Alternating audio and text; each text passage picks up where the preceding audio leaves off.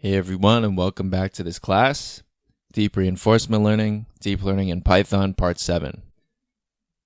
In this lecture, we are going to implement a parameterized policy in Theano for the continuous version of mountain car. If you don't want to code along, although I strongly recommend you do so, the relevant file for this lecture is pg theano random.py in the subfolder mountain car. At the top, we have all our usual imports. Next, we have the hidden layer class, although I am not going to make use of it in this lecture. We are just going to use a linear model with RBF kernels. You are encouraged to try to turn that off and use a plain neural network if you want. Next, we have the policy model class. This is going to be similar to before, but with some extra functions around copying. At the top, we declare some hyperparameters. And then we copy all the arguments from the constructor. This is so we can make clones later. Next, we create the layers for the mean. Remember that the mean is unbounded, so the final layer activation function is identity. Next, we create the layers for the variance. Remember that the variance must be greater than 0, so the final layer activation is soft plus. Next, we collect all the params. Remember that we need to collect the params from both the layers for the mean and the layers for the variance. Next, we create shared variables for the cache and velocities to be used in the updates later. Technically, we don't need to do any fitting since we're doing hill climbing, but theoretically you could do both in some combination, so I leave that option up to you. Next, we make params an instance variable. This will be useful later when we do the copying.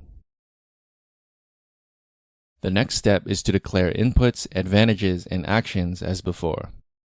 The getOutput function is useful since getting the output for both the mean model and the variance model is the same.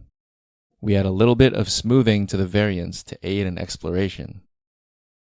Next, we create a function for the log PDF of the Gaussian. This is a formula everyone should be familiar with by now. Next, we specify the update rule. This is the same as before. You can choose between different types of optimizers by commenting things out. Finally, we compile the train op and the predict op. Notice how the predict op now returns both the mean and the variance.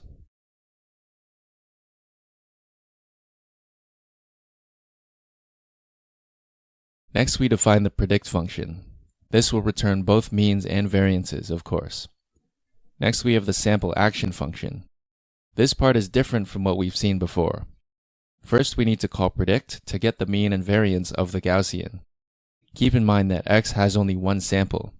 The first thing returned by predict is a list of means, and the second thing is a list of variances. So we index by 0, 0 to get the first mean, we index by 1, 0 to get the first variance.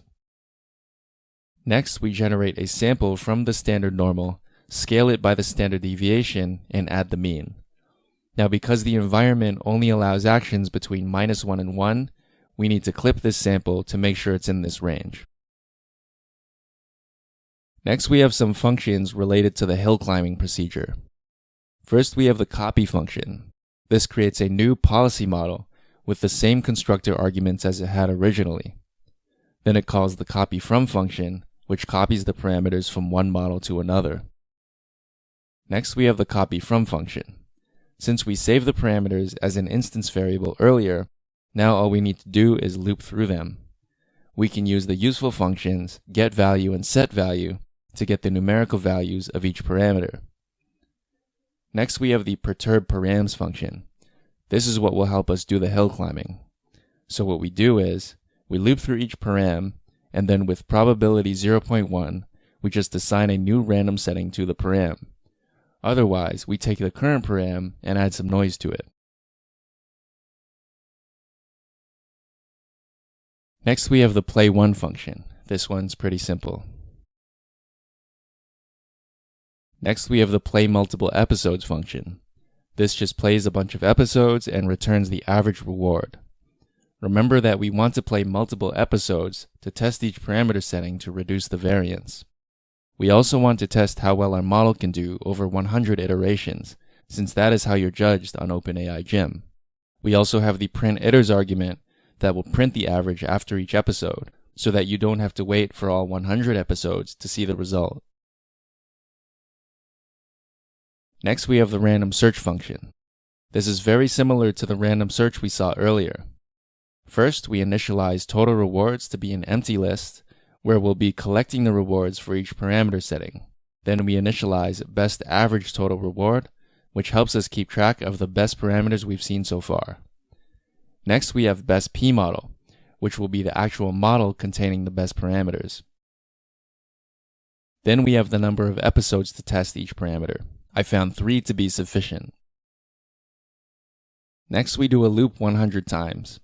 I found this to be sufficient for finding a good setting of parameters. In the loop, we make a copy of the best model, we call it temp model. Then we perturb its params. Then we play a few episodes with these settings and obtain the average reward. We append this to our list of total rewards.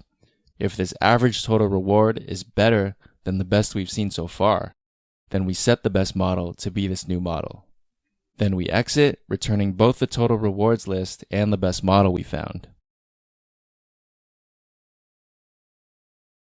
Next, we have the main function. This is mostly what you expect. We create the environment, feature transformer, and the model. We have our code block for monitoring. Then we do a random search. We print the max total reward. Then, of course, we want to check these parameters for consistency, so we play 100 episodes and print the result of that. Finally, we plot the total rewards as a function of time. Notice how we are not plotting the cost to go function. This is because this method doesn't require a value function at all. Although technically, now that you have a policy, you can use policy evaluation to calculate it. I leave this as an exercise for you if you're interested. Let's run this and see what we get.